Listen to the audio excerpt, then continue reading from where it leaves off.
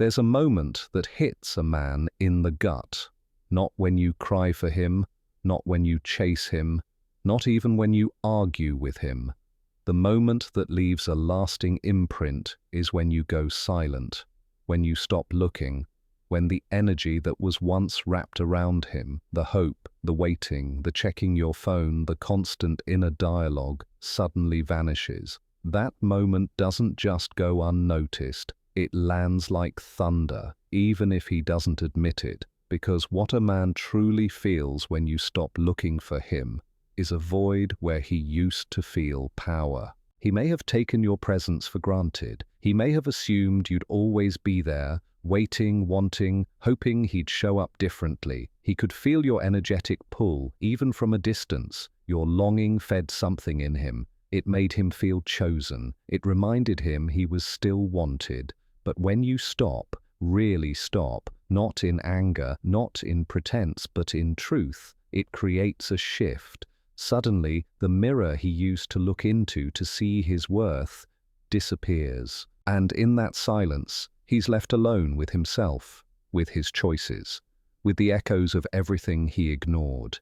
You see, men don't always respond to words. They respond to space, to the absence of emotion that once wrapped around them like a blanket. When you stop looking, he doesn't just notice your absence. He begins to feel his own emotional absence, his lack of effort, his avoidance, his inability to meet you. It all comes rushing in, and for the first time, he might feel the weight of what he lost. Not just you, but the version of you that believed in him. There is a silent kind of power that doesn't come from words, effort, or constant presence. It comes from withdrawal, a power that doesn't scream or demand, but simply disappears.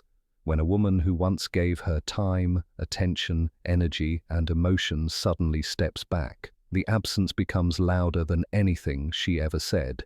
It's in that space, in that void, that a man begins to truly feel. Not during the arguments, not during the breakdowns, and certainly not during the explanations. But when she goes quiet, really quiet, not to punish, but because she has nothing left to prove, that's when something in him finally stirs. Men often mistake a woman's emotional availability as something that will always be there. Her love becomes part of the background, something familiar and accessible, like light from a lamp that's always on. He may not consciously think about it, but he feels it. He senses her watching, waiting, hoping, loving from a distance, and in that, he feels a sense of quiet control, not because he's cruel, but because he's unaware of how deeply he's being nourished by that invisible thread of attention. But when that attention is gone, when she stops checking in, stops reacting, stops waiting, he suddenly realizes that what he thought was guaranteed was actually a gift. Her absence isn't just an empty space, it's a mirror that reflects his own emotional absence, his own silence, his own inability to meet her where she was. Without her energy circling him, he's left with nothing to distract him from himself. And it doesn't happen all at once. At first, he may convince himself she's just being distant. He might even feel relief, assuming the emotional pressure has lifted.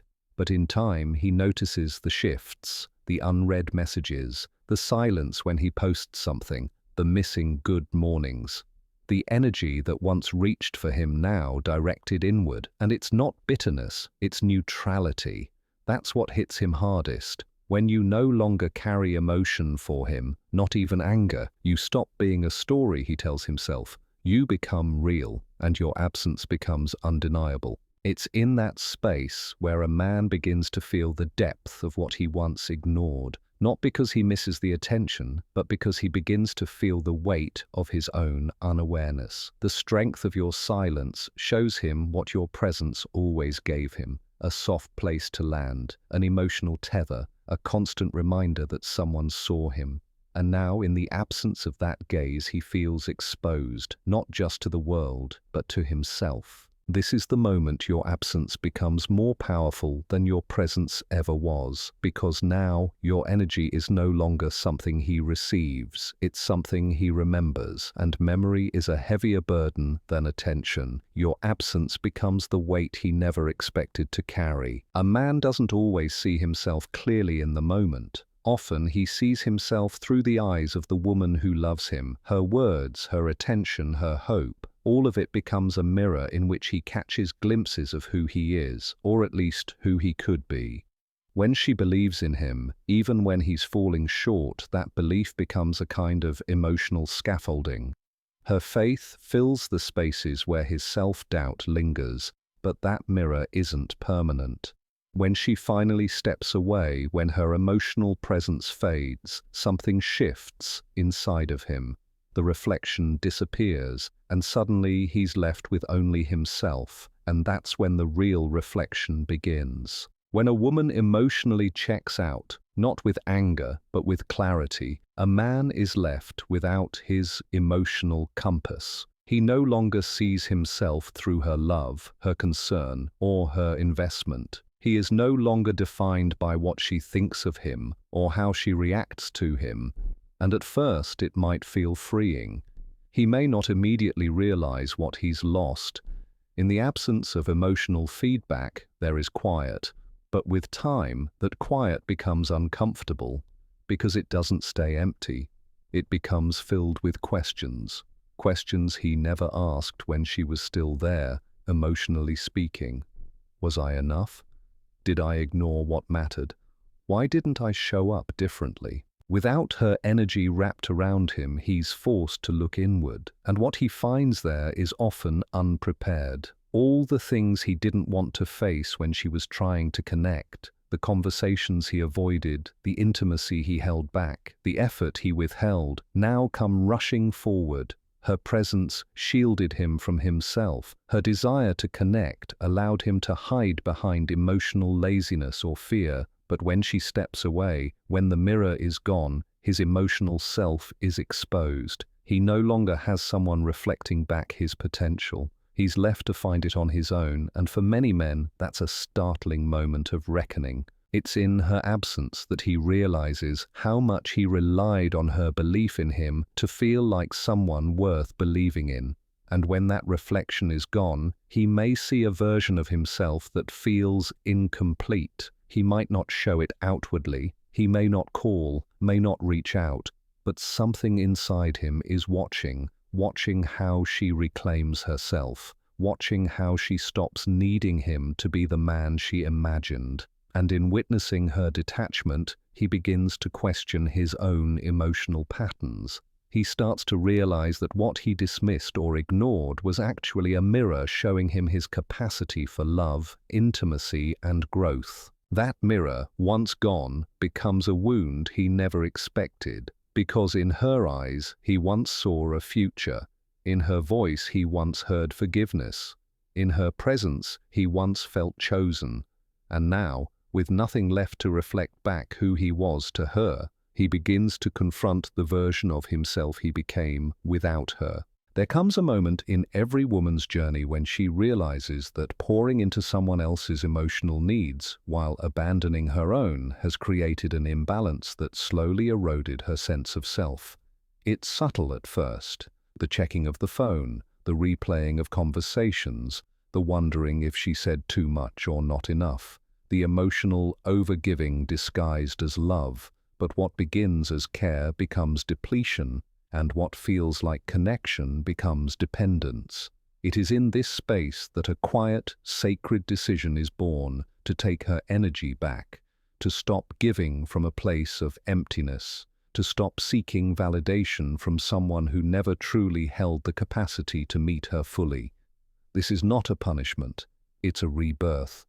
Reclaiming your energy is not about withholding, it's about returning to yourself. When a woman stops chasing, pleasing, explaining, and proving, she stops bleeding energy into someone else's silence. The moment she no longer needs someone to see her worth is the moment she begins to see it herself. Her power was never lost. It was only scattered, fragmented across every unanswered text. every emotional labor she performed to keep the connection alive. And when she begins to gather those fragments back, piece by piece, something extraordinary happens. She becomes magnetic, not because she's trying to be, but because she's no longer leaking her light into people who don't honor it. Her stillness becomes a statement, her boundaries become her beauty, her absence becomes a presence all its own. This reclamation doesn't always look dramatic. Sometimes it's quiet. She stops over-explaining. She stops hoping he'll change. She starts doing things for herself that she once wished he'd do. She dances again. She writes again. She laughs without seeking his gaze. And what once felt like loneliness transforms into liberation. The energy that was once wrapped around him, waiting, wishing, wanting, is now wrapped around her own healing, her own passions, her own wholeness. And this shift is not lost on him. He may not say it. He may not even fully understand it. But on an energetic level, he feels the change. Where there was once a cord of emotional dependency, there is now a field of self-possession. And that field is strong. It does not beg, it does not convince, it simply is. And in this, she reclaims more than just her energy. She reclaims her power to choose who gets access to her heart, her body, and her time. She reclaims the ability to discern love from longing and attention from intention. When a woman comes back to herself, she becomes whole, not perfect, not untouched by pain, but complete in a way that no one else can define for her.